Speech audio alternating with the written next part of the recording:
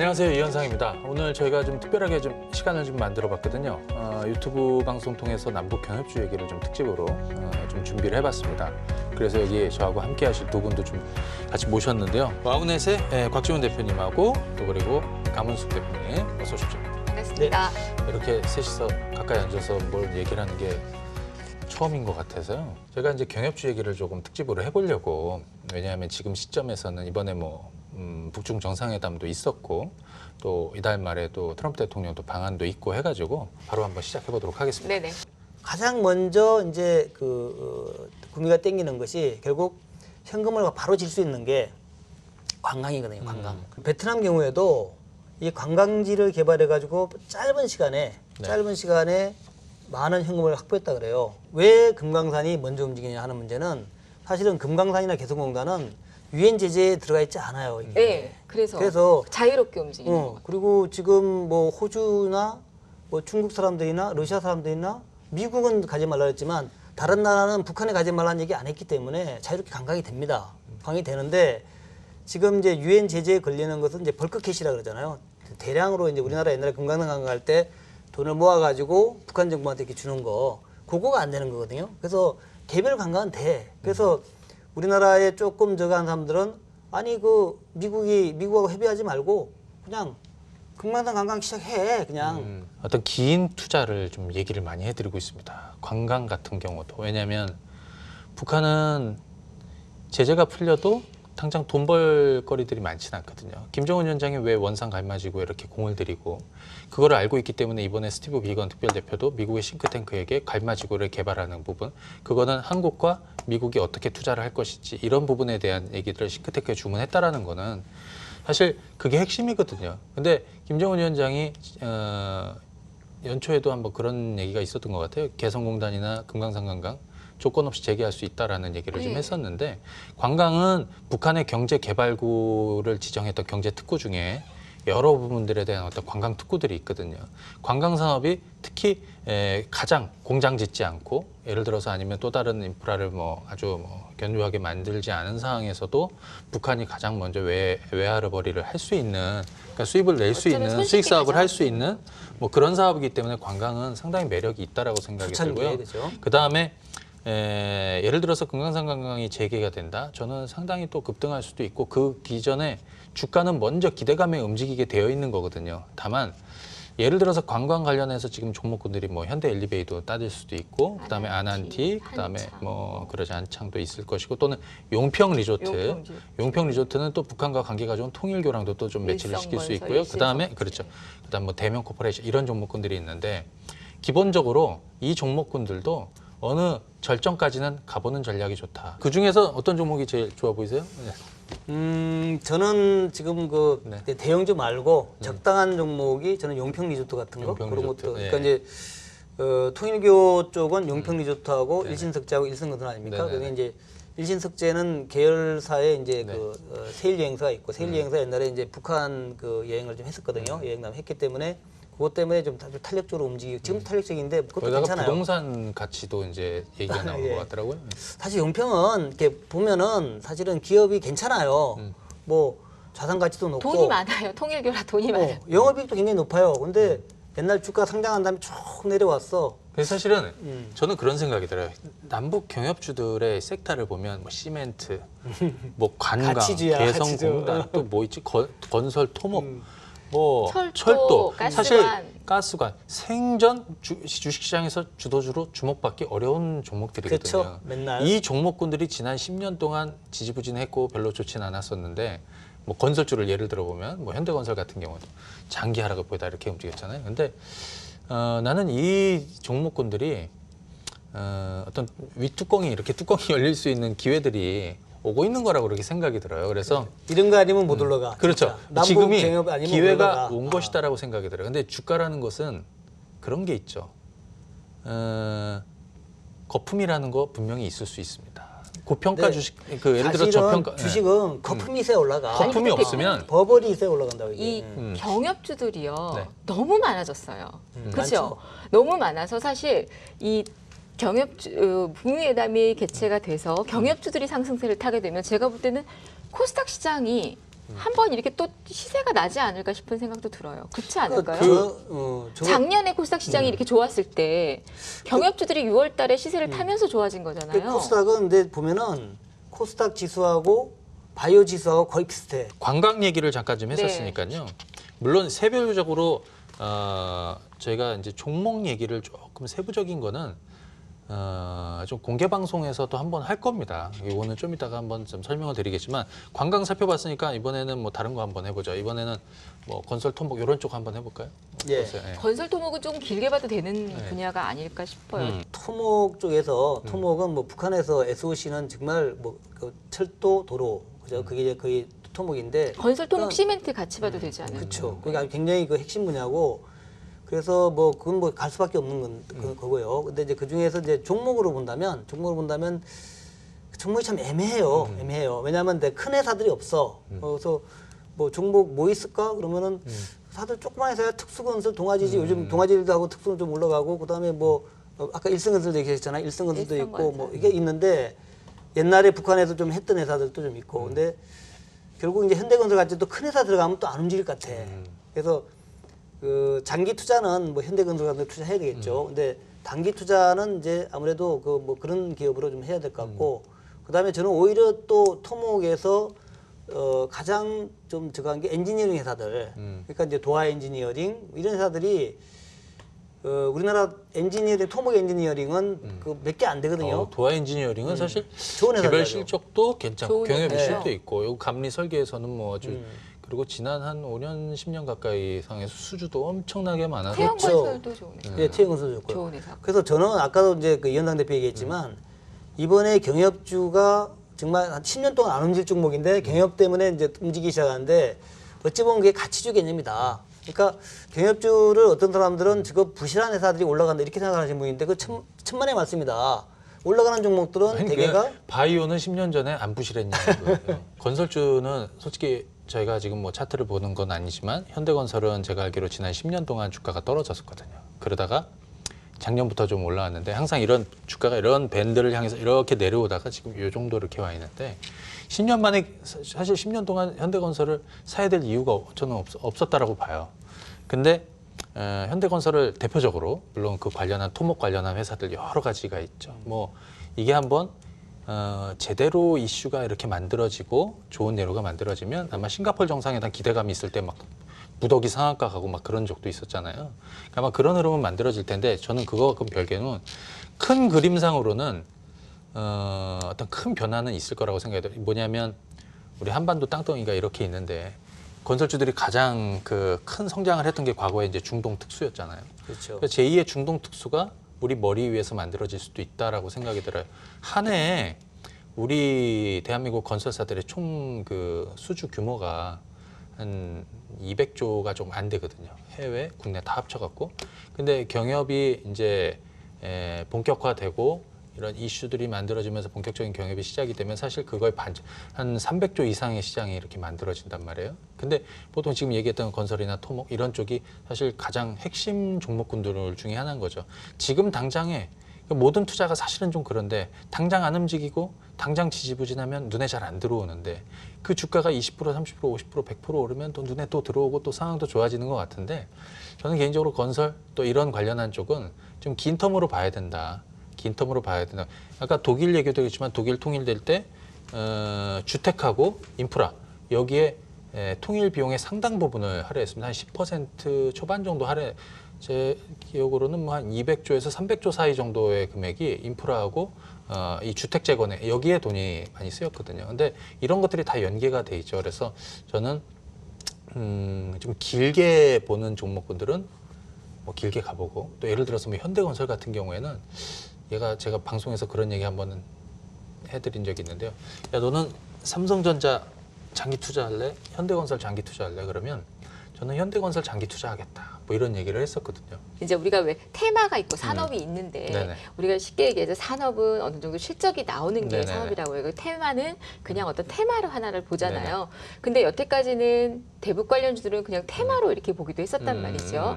그러면 대북주들을 대표님은 이제는 산업으로 앞으로는 실적도 나올 수 있고 길게 봤을 때 이렇게 5년, 10년 이렇게 길게 봤을 때 실적도 나올 수 있고 그 기업이 남북 경협으로 인해서 실적도 증가가 되고 좋아질 거다라고 보시는 거잖아요. 자, 그렇죠. 그러니까 이제 어떤 사람 이런 얘기를 성장할 합니다. 수 있다. 네, 어떤 사람 이렇게. 이런 얘기합니다. 뭔 얘기냐면은 근데 북한에 돈이 있어? 그 한국이 우리가 다 지원해야 되는 되는 거 거잖아. 아니야? 이렇게 얘기하는데 그게 아니라는 거죠. 네, 아니죠. 그러니까 그 뭐 베트남은 어떻게 성장했어? 베트남은 누가 돈이 있나? 네. 그게 아니죠. 그러니까 베트남이 성장하게 된 것은 그러니까 우리가 이제 GDP를 따질 때 이제 외국인 투자를 많이 보지 않습니까? 외국인 투자에 왜 성장한 거예요. 북한도 외국인 투자입니다. 그러니까 미국도 투자하고 영국도 투자하고 호주도 투자하고 일본도 투자하고 한국도 투자하는 거거든요. 그러니까 산업으로 보신다는 거죠. 그렇죠. 그렇게 테마가 해서 아니라. 그렇죠. 그래서 엄청난 투자가 이제 그 북한에 이루어지고 그리고 또 유리한 것이 북한에 투자를 할 때 사람들은 남한을 통해서 투자하려고 그래요. 왜냐하면 남한은 많이 아니까 개방된 사회니까 한국 사람들은 북한 사람들하고 말이 똑같잖아요. 그러니까 한국 사람들과 같이 투자를 하려는 그런 이제 경향이 있거든요. 그래서 거기다가 이제 또 뭐 더 따진다면은 지금 그 아시아 국가에서 대일 청구권을 받지 않은 전쟁 배상을 받지 않은 나라가 북한밖에 없어요. 북한은 또 이번에 좀 북일 정상회담 해가지고 그거 받으려고 그러거든요. 지금 얘기로는 뭐 최대 30조까지 받을 수 있다. 그런 것이 이제 북한이 가용할 수 있는 자금이거든요. 그 자금들이 SOC에 투자가 된다면 철도나 이거 다 투자될 텐데 그거 누가 하겠냐 이거죠. 그 누가 하느냐 문제는 한국 기업 아니면 중국 기업이 가장 유력하다는 거죠. 근데 이제 중국이 좀 선점하려고 그러니까 우리가 좀 신경을 많이 써야 된다. 중국한테 다 뺏기는 거 아니야? 이렇게 얘기하는 사람도 있어요. 근데 중국이 사실은 영향력이 있는 거는 분명하죠. 북한에 대해서. 근데 중국이 혼자 다 할 수 있는 거는 절대 아니에요. 산업으로 보시느냐 갑자기 테마로 근데 이제 그런 건 보시느냐 있어요. 궁금했었어요. 산업이나 지금 테마 이렇게 해주셨는데 네. 그러면 왜냐하면 한때는 테마였기 때문에. 실적이 좋아야 무조건 산업이라고 얘기할 수는 없는 거죠. 왜냐하면 과거 10년 전에 어떤 섹터를 봤을 때 그때 볼륨이 이만했겠죠. 예를 들어 전기차를 한번 보면 전기차 업체들 뭐 2차전지 뭐 개발하고 또 거기에 관련된 뭐 재료들 개발하는 회사들이 10년 전에는 요만한 볼륨이었어요. 그죠? 예를 들어서 심지어 과거에 중국이 그 고성장을 해나가면서 우리가 사드 보복 받기 전에 화장품 같은 거 있잖아요. 화장품에 일반 저 가면은 조그만 공장 하나 가지고 있던 사람들이 화장품이 진짜 몇천억대 시가총액을 만들면서 물론 그런 매출도 나오는 게 그만큼 시장이 만들어졌기 때문에 그 산업이 이렇게 볼륨이 커진 거거든요. 근데 저는 경협 섹터도 그렇게 봐야 된다라고 생각이 들어요. 왜냐하면 중국에서도 그런 힌트를 얻었고 베트남에서 그런 힌트를 얻었고 과거 싱가포르에서 얻었고 좀 전에 아까 뭐 다른 나라들도 마찬가지 그런 힌트는 우리는 다 얻었는데 유독 이 나라는 안 된다라고들 얘기를 많이 합니다. 저 나라는 저 나라가 가지고 있는 게 참 무겁기는 해요. 핵무기라는 게 무겁긴 하지만 사실 세상이 변할 때 어떤 투자 수익은 가장 많이 주는 것이다. 나는 이렇게 생각이 들고요. 그거는 이제 거기까지 얘기해보고 이번에는 이제 철도주 개성공단 관련한 종목군들도 있는데 이거는 솔직히 좀 길게 보기는 좀 무한 거 아닌가 이렇게 싶긴 하고 어떠세요? 그건 이제 저는 이렇게 생각합니다. 일단 재료는 돼요. 재료는 지금 뭐 개성공단 기업인들이 그 미국에 가가지고 이제 여러 가지 얘기도 하고 그런 얘기도 있고 또 사실 뭐 개성공단은 또 뭐 금방 오픈할 수 있을 수 있겠다 하는 생각도 되고 금강산 1번, 개성공단 2번 이렇게 일단 재료는 되는데 제일 또 핫하게 움직이고 네. 오픈하면은 실적이 늘어나는 거 아니에요? 그렇게 근데 따지면? 오픈하면 거기가 끝 아닐까 이런 생각. 근데 이제 걔네들은 저는 길게 볼 때 네. 그 북한에서도 그런 얘기를 한다 그래요. 네. 삼성전자가 와라. 현대차가 와라. 네. 그 왜 조그만 거 무슨 보세 공 북한이 원하지 않죠. 예를 들어서 뭐 봉제 공장 그렇죠. 같은 거 말고 현대중공업이 와라. 조선소 좀 지어줘라. 우리 그런 거 하면 함난하지 않냐 이런 얘기를 하거든요. 그래서 앞으로 실제로 이제 그 개방이 돼가지고 투자가 직접 뭐 이루어지게 되면 SOC도 그렇지만 한국의 대기업들이 갈 겁니다. 왜냐하면은 임금 무지하게 싸지 않습니까? 뭐 한 달에 6만 원? 뭐 그 정도 그렇다고 그래요. 그리고 처음에 60달러 줬답니다. 한 달에. 지금은 얼마 주지 모르겠지만 지금 뭐 한 10만 원 이상 주지 않을까. 인건비 싸지. 또 노조가 없잖아요. 노사분기 없지. 그래 나중 되면 삼성전자도 다 사실은 베트남에서 빼가지고 수혜주고 그럴 다 수도 있을 것 그 같아요. 경유가 되는 잘만 거거든요. 현대차 지금 저 중국에서 어렵다 그러잖아요. 그거 다 그래서 지금 뜯어가지고 베트남 평양에 옮기면 되냐가 평양에 옮기면은 말도 잘 통하지. 또 이제 그 전에 말도 잘 통하고. 그럴 수 있는 날이 오면 진짜 정말 그때 북한 쪽에서도 대기업이 와라는 얘기를 많이 하고 있는 거고. 그 개성공단은 관련한 종목은 가지고 계신 분들 입장에서는 또 나쁘다는 지금 게 사도 아니라 될까요? 아니면 저는 사실 좋은 사람들을 어제 그저께 팔았어요. 네. 근데 뭐 짧게 수익 보고 팔긴 가지고 했는데. 계신 분들은 어떻게 하는 게 좋을까요? 차트로 아이, 본다면 호딩이죠. 차트로 본다면 어디까지 이제 홀딩하는 게 좋을까요? 그 신원이나 개성 뭐 이런 좋은 것들 다 사람들 괜찮아요. 이- 네, 이게 지금 바닥에서 그- 올라오고 있어서 그러니까 이제 우리가 이제 꼭 그 기업의 미래 이런 것보다도 일단 인기 있잖아요, 인기. 지금 금강산하고 개성은 인기 있기 때문에 인기 때문에 아마도 이렇게 남북 대화가 계속되고 북미 대화가 진전되는 동안에는 신원이라든가 제일 뭐 이런 핫하게 것들 움직일 수 있으니까 개성공단이 좋아요. 재개된다 뭐 아니면 뭐 갔다 왔다 이런 얘기 있을 때까지는 가지고 저는 있으면 개인적으로 어떻게 개성공단 관련한 종목은 북미 협상이 이렇게 진행이 되고 뭐 남북 정상회담 당연히 올라갈 거라고 생각이 들고요. 북미 정상회담 그 시점까지도 계속 핫하게 움직일 수 있다라고 생각이 들어요. 왜냐하면 가장 먼저 어떤 제재가 좀 풀릴 수 있는 게 개성공단하고 금강산 이렇게 보는 그렇죠. 거잖아요. 제일 민감하게 그렇죠. 움직이는 종목일 근데 거예요. 실제로 이제 개성공단이 진짜 오픈되는 시점은 거기가 끝이 아닌가 이런 생각을 하는 거예요. 그런 물론 건 있죠. 아직도 예. 갈 길은 좀 많이 남아 있고 그래서 솔직히 이제 그 개성공단 관련한 종목군들 중에서 최근에 저가에 사신 분들도 많겠지만 오히려 또 고점에 물려 있는 분들도 있기 때문에 난 그분들은 이런 건 좀 기다렸다가 나중에는 좀 팔고 가는 게 어떤가 이런 생각도 들어서 그걸 한번 맞아요. 여쭤보는 거죠. 예. 그래서 저는 이제 그 회원들한테 남북주에서 손해 보고 팔지는 말아라. 네, 어, 그건 제가 맞죠. 그래요. 저는 항상 그렇게 얘기합니다. 손실 왜냐하면 보고 팔지 마라. 손실 보고 팔 정도는 아니다. 왜 지금 아직 이슈가 남아 그 있는데. 트럼프가 계속 하겠다 그러는데 대화를 아니, 근데 하겠다 이거는 그러냐. 나는 개인적으로 자꾸 조금만 오르면 끝났다 그러고 조금만 삐거덕대면 끝났다 그러는데 아니 근데 폭락이 없어요 지금. 네. 근데 아니 이제 이전에도 아니 이게 시작도 안 한 거라고 저는 생각이 들어요. 맞습니다. 시작도 안 했죠. 하나도 시작이 안 한 거라고 그렇게 생각이 들어서 이제 곧 시작하겠죠? 그러니까 지금 제재가 풀린 게 하나도 없으니까. 네, 지금 뭐 제재가 시작. 풀려야 이제 시작되는 건데. 그리고 어떤 분들은 그래요. 한 방에 모든 것이 다 해결돼서 한 번에 다 모든 게 그러면 주식시장이 그렇게 이 종목군들 재료는 나눠서 받는 게 좋겠죠. 단계적으로 이런 조치들이 만들어지는 이런 게 좀 좋을 것 같고 자 개성공단은 거기까지만 해보고요. 그 다음에 이제 요즘에 이런 것도 있어요. 자 건설 좀 봤으니까 철도 얘기 한번 해볼까요? 철도주들. 철도주는 철도주. 사실 그 문재인 대통령이 처음 시작할 때 가장 가장 먼저 역점을 뒀던 분야죠. 네네. 그 우리나라가 섬나라가 아닌데 네. 이렇게 된 거 아니냐. 70년 동안 지금 섬나라로 살고 있다. 그 우리 섬나라죠. 그래서 물류가 되면 철도를 놓으면은 적어도 한 뭐 지금의 유럽에서 한국에서 유럽에 가는 물건의 속도가 배는 빨라질 것이다.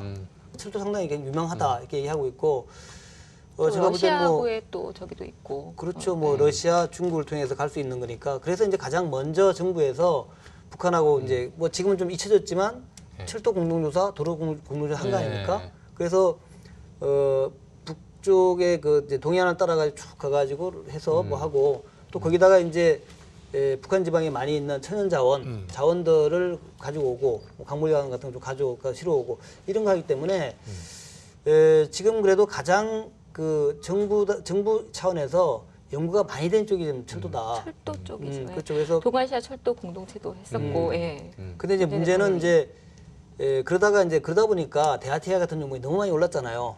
제가 그때 처음에 얘기했던 게 2,000원에 얘기했는데 12,000원까지 갔거든요. 6배 올랐습니다. 맞아요. 그 이제 6,000원까지 내려왔어요. 12,000원 안 갈까요? 절반 뚝 떨어졌는데 11,000원. 저는 그렇습니다. 이게 난 12,000원 넘지 않을까 이런 생각. 네. 그러니까 그래요. 그러니까 대하티아이를 보고 어떤 사람들이 대하티아이가 그 실체가 뭐 있냐 이렇게 얘기하는 사람도 있습니다. 근데 대하티아이가 좋은 회사예요. 좋은 회사. 철도의 소프트웨어 쪽이니까 좋은 회사란 말이죠. 충분히 그러면 바이오가 실체가 뭐 있어 그러면? 그러니까 그렇게 그 따지면. 만년 적자. 그래서 지난 어. 10년 동안 적자인 회사는 아니 어떻게 이렇게 바이오 들고 투자를 계신 분들 했을까? 어떡하라고 자꾸 아니 바이오. 바이오를 예를 나쁘다는 게 들면, 아니에요. 예를 들면 그러니까 비교하자면. 그 분들은 확신이 있었던 분들이 바이오 투자에 성과를 많이 냈던 거예요. 과거에 5년 전, 10년 전에 셀트리온이든 다른 그렇죠. 바이오주들도 예. 실적이 안 나오고 사실은 그 당시만 해도 고평가. 왜냐하면 웬만한 바이오 업체들은 뭐 임상, 일상, 이상 점호하고 그다음에 뭐 삼상 또 그다음에 뭐 관련해서 무슨 뭐 또 뭐에 뭐 신약 허가를 받든 뭐 라이선스 아웃이 되든 뭐 이런 재료가 나오기 전까지 아무것도 없는 건데 그 시기를 그 긴 시간 동안 바이오주들을 투자해 갖고 정말 큰 수익을 낸 분들은 될 것이다. 한결같이 확신을 갖고 바이오 안 투자를 되고 계시는구나, 투자를 그분이. 아니 투자를 확신을 갖고 한 사람들이 투자 수익을 거뒀다는 거예요.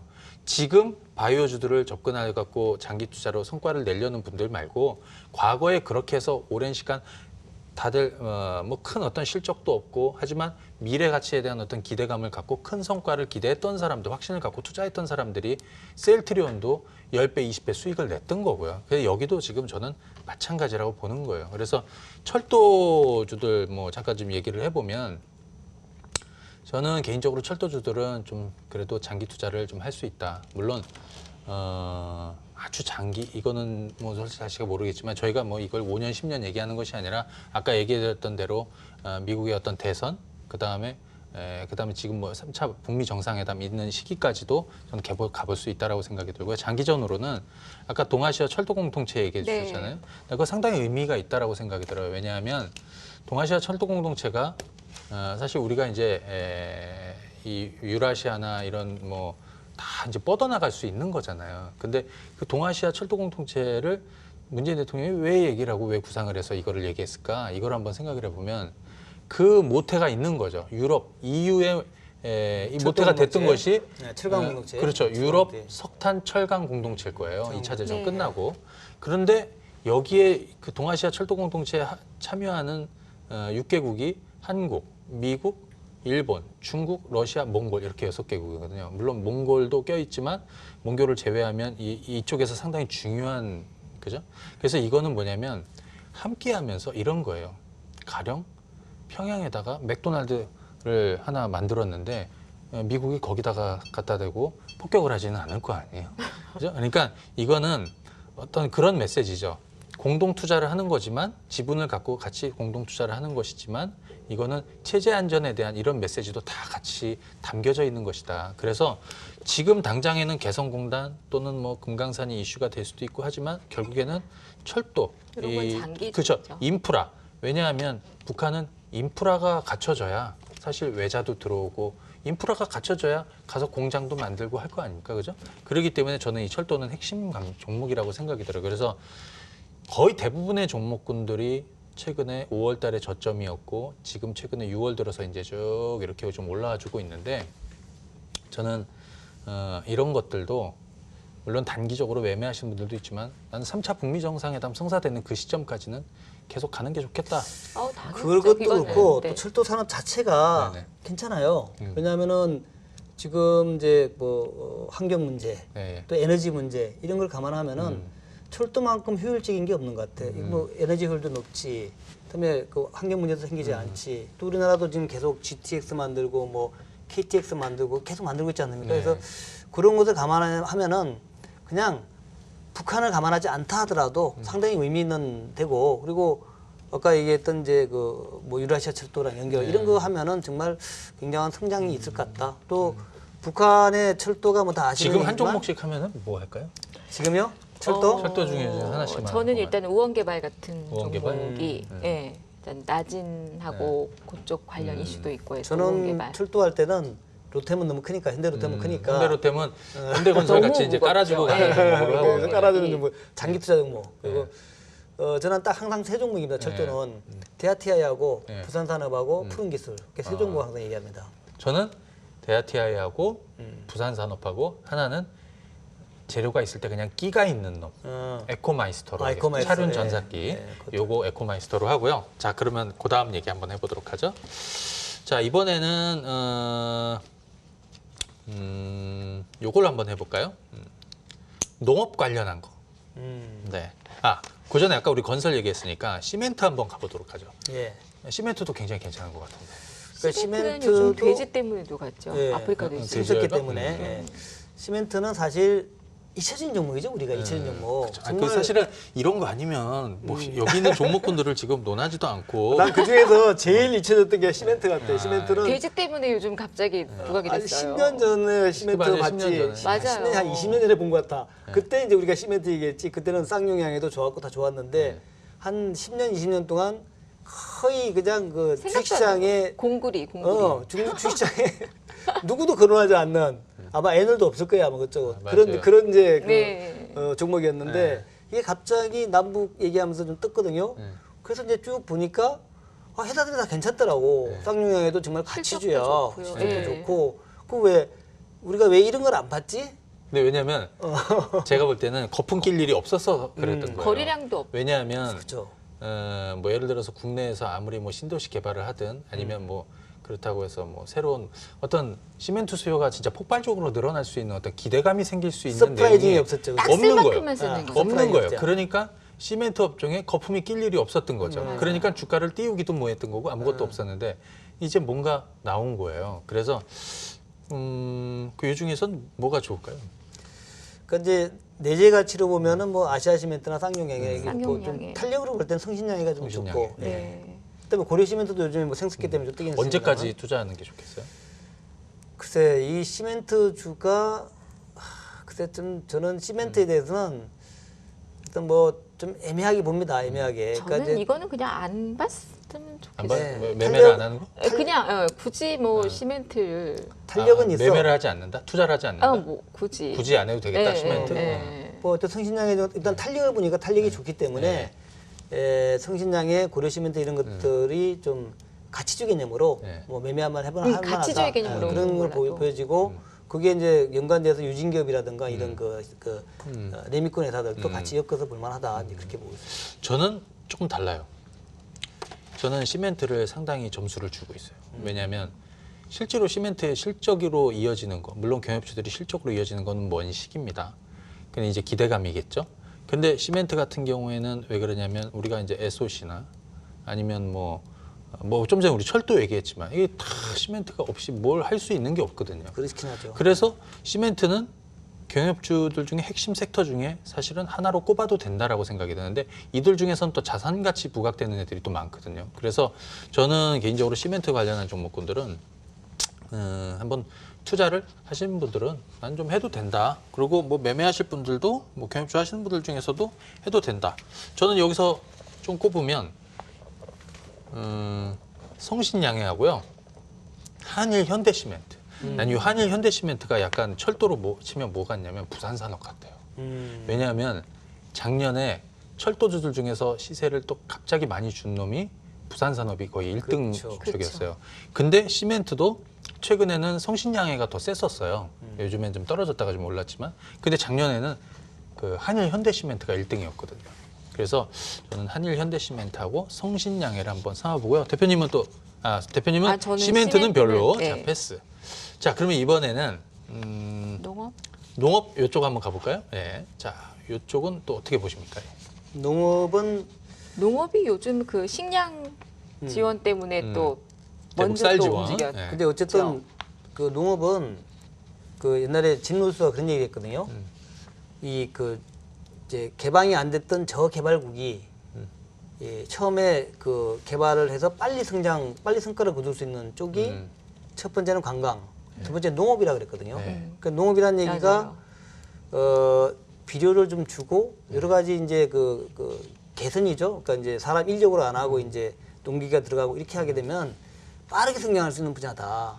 그런 얘기를 했어요. 그래서 그거 관련해 가지고 어떤 뭐 우리 뭐 경농, 조비, 호성 OMB, 호성 OMB, BU, 또 뭐 종묘, 아시아종묘 이런 것들이 좀 뜨고 있는데 지금 차트로 봤을 때는 경농 차트가 제일 좋습니다. 경농이 딱 증비를 만들 딱 네. 치고 있고 그다음에 조비, 예. 아시아종묘도 괜찮아요. 그래서 그러니까 지금 차트로 봤을 때는 농업주들이 그 금강산주하고 농업주들이 제일 차트는 제일 좋아요. 좋아요. 네. 그쪽이 제일 좋고 나머지는 이제 철도주가 좀 완전 처박혀가지고 밑에 있고 뭐 그래요. 그래서 일단 단기적으로 성과 내기에는 농업주들이 괜찮다. 어떻게 보세요? 저도 농업주는 좋아요. 네. 농업주는 제일 핫하기도 하고 거래량도 그렇고 움직일 때도 아주 빠르게 움직이는 것 같고요. 거래도 했었고 농업주는 저도 좋은 것 같아요. 저는 이제 예를 들어서 이제 뭐든지 이제 식량이라는 게 또 의식주이기도 하고. 네, 네. 그리고 뭐 자금률도 떨어지고 그다음에 아까 뭐 그런 얘기도 좀 있었고 그다음에 트럼프 대통령의 또 지지 기반이 또 이쪽이잖아요. 그래서 이런 것도 한번 생각해 볼 수 있고 근데 여기는 이제 종목만 한번 좀 성정을 해보죠. 뭐가 괜찮은지. 좀 전에 대표님은 저기 뭐죠? 경농, 조비, 아시아 종묘. 네. 그 다음에 저는 아시아 종묘 아시아 종묘. 하고 조비 조비. 정도가 좋더라고요. 저도 그 세 종목 정도가 사실은 대장주죠. 투자하기에 제일 좋고 무난하다. 그 남해학은 왜 안 가는 것 같아요? 남해학은 부고서 안 가나? 그거 좀 예. 왜 안 가나 맨날 생각해요. 내가 안 해서 안 가는 거야. 내가 안 저도 해서 사람들한테는 남해학도 괜찮은데 이거 뭐 대형 조사 안 돈은 가나? 들어온 것 같은데 왜 자금은 이렇게 안 들어온 가지? 것 같은데 맨날 그러고 있어요. 내가 안 해서 남해학은? 하는. 자, 그럼 요거 한번 해보도록 하겠습니다. 저희 자원 개발. 왜냐하면 북한이 엄청난 지하 자원을 가지고 있죠. 여기 또 히토리하고도 약간 섞여 그래서 있기도 일각에서는 북한의 그 광물 자원 가치가 4천조. 그 다음에 10대 광물로 따지면 3천조 초반 정도. 근데 한 해에 우리가 수입하는 그 10대 광물 수입량이 얼마나 되는 줄 아세요? 몰라요. 1조 조금 넘어요. 1조 몇천억 정도 되거든요. 그러니까 그 10대 광물 보유량이 뭐 한 3천조도 가지고 있다는 거 어마어마한 거죠. 근데 이제 문제는 뭐냐? 팔로가 없다는 거고. 그다음에 그걸 어떻게 개발을 할 것이냐. 근데 이제 이런 게 있더라고요. 이 광물자원 쪽은 저는 장기전으로 굉장히 매력 있다라고 생각해요. 왜냐하면 북한이 그러니까 이런 거죠. 흑수저랑 금수저 있는데 원래 태어날 때부터 뭔가 많이 가지고 태어난 게 있는데 이 나라는 이제 이게 큰 자산이 되는 거죠. 근데 과거에 보니까 북한이 이 광산업체의 그 외국하고 광산업체 이제 개발권을 이렇게 준 게 있더라고요. 그 계약을 체결한 게 그게 이제 30건 조금 넘는 40건이 좀 안 된다고 그러더라고요. 근데 상당 부분이 이제 중국 업체들이 이제 많이 했었는데 그렇다고요. 네. 예, 중국 업체들이 많이 가졌다. 근데 과거에 재미난 부분이면 노무현 대통령 때 이제 신경협이라는 게 하나 있었는데 그게 뭐냐면 추진하다가 이제 추진이 막혔어요. 뭐냐면 우리가 차관을 대고 그다음에 북한의 광물 개발권을 우리가 받아오는 거였어요. 맞바꾸는 거였거든요. 그렇죠. 예. 근데 지금 문재인 대통령도 어찌됐든 그 당시에 비서실장을 지내신 분이고 그다음에 그 남북 그 정상회담 준비위원장을 해봤었던 사람이잖아요. 그래서 저는 개인적으로 광물자원 관련해서는 지금 당장에서는 뭐 개성공단이나 뭐 금강산이나 뭐 철도나 아니면 다른 농업이나 이런 종목군들이 조금 뒷방신세가 되는 것 같기도 한데 그래도 관심 있게 몇 가지 종목을 좀 뽑아볼 필요는 있다. 별로 뭐 매력이 아니요 없- 있을 네. 것 같아요. 이게 또 말씀드린 것처럼 히토리하고도 섞이고 그래서 충분히 저는 그래서 저도 상당히 가능성이 있다고 보는데 그 과거에 좀 가장 탄력적으로 움직였던 종목이 이제 포스코 엠텍. 그렇죠. 그게 가장 탄력적으로 움직이는데 지금 많이 빠져 있어요. 네. 그리고 한국내화가 또 굉장히 탄력이 네. 있었거든요. 그리고 그 이후에는 히토리랑 섞여가지고 뭐 네. 유니슨도 유니온, 유니온도 유니온 급등이 나오고 머티리얼즈, 그런 것들이 막 이제 급등을 헤인. 하고 있어요. 헤인도 그렇고 뭐 티플렉스.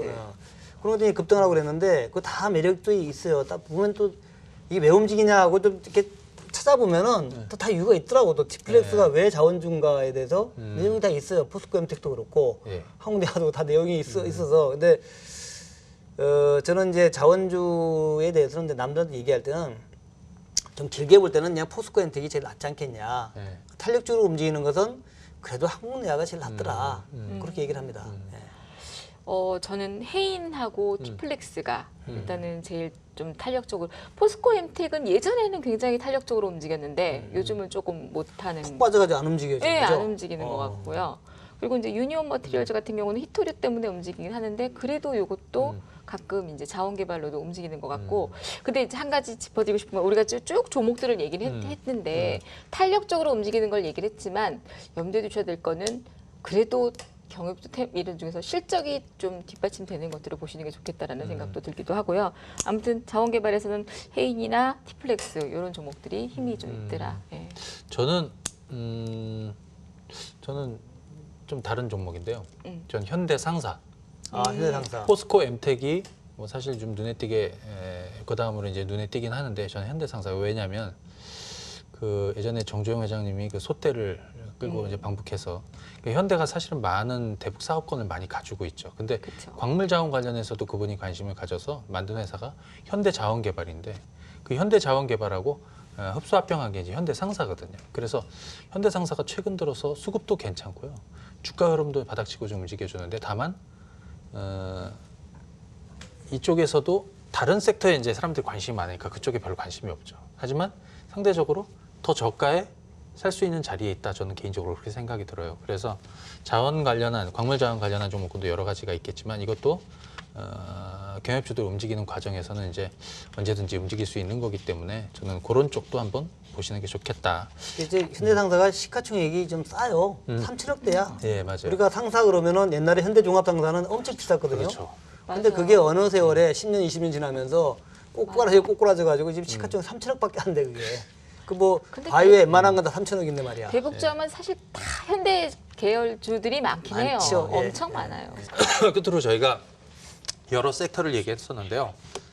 이 섹터 나는 이게 좋겠다. 그리고 거기서 종목 하나씩만 한번 얘기를 한번 해보도록 할까요? 어려운 거네요, 그거는. 아니면 그 종목은 내 공방에서 그런 공개 얘기하니까. 방송에서 이번 하나씩은 일요일 날, 꼭 하기로 하죠. 네, 하나씩은. 이번 일요일 날 네. 공방. 아마 이 방송을 보시는 분들도 뭔가 좀 더 심도 있는 얘기를 듣고 싶어 할 것 같아요. 우리가 좀 전에 다뤘던 섹터 안에서도 안 다뤘던 섹터가 있을 수도 있고 아니면 그 섹터에서도 이 종목이다. 이렇게 이 종목을 반드시 투자해야 된다. 이렇게 생각하시는 분들이 있을 거니까 이 남북 경협주들 그다음에 이제 투자하고 계시는 분들 그리고 앞으로 투자하실 분들 또는 매매나 아니면 이런 쪽에 관심이 있으신 분들 또 앞으로의 어떤 변화를 생각하시는 분들 우리가 아마 이 시간에 다루지 않은 내용들이 많이 있을 것 같아요. 그래서 그 부분은 저희가 공개 방송 시간에 한번 다뤄보는 걸로 하겠습니다. 자, 좋습니다. 그러면 아니 근데 김정은이 아니 한 가지 질문. 네네. 왜 이 한국을 오기로 했는데 지금 계속 안 오고 있잖아요. 네네. 안 올까요? 아니 오죠. 오겠죠, 근데 올 오겠죠. 이유가 없었던 거죠 지금까지. 지금은 뭐 지금까지는. 지금 뭐 오려면 명분이 있어야 되고 내용이 와서 있으니까. 얻는 게 있어야 되고 그 다음에 그러니까 이런 거죠. 문재인 대통령이 평양에 가면 얻는 게 있어야 되고 명분도 있어야 되고 거기서 또 줘야 되는 것도 있고 받아야 되는 것도 있는데 김정은 위원장도 와서 얻어야 되는 것도 있어야 되고 그죠? 그다음에 주는 것도 있어야 있는데, 되는데 네. 지금은 서로 줄 게 없어요. 그래서 그 판이 만들어진 다음에 저는 올 거라고 생각하는데 주식 투자하시는 분들 입장에서는 오히려 좋은 거죠. 왜냐하면 그 재료가 뒤에 있는 거거든요. 언제든지 선물 보따리를 꺼낼 수 있는 재료가 뒤에 있는 거라고요. 하여튼 뭐 남북 경협주는 아직 시작도 안 했다. 예. 왜냐하면은 제재 해제된 게 하나도 없으니까. 그렇죠. 그렇게 보시면 될 것 같습니다. 네.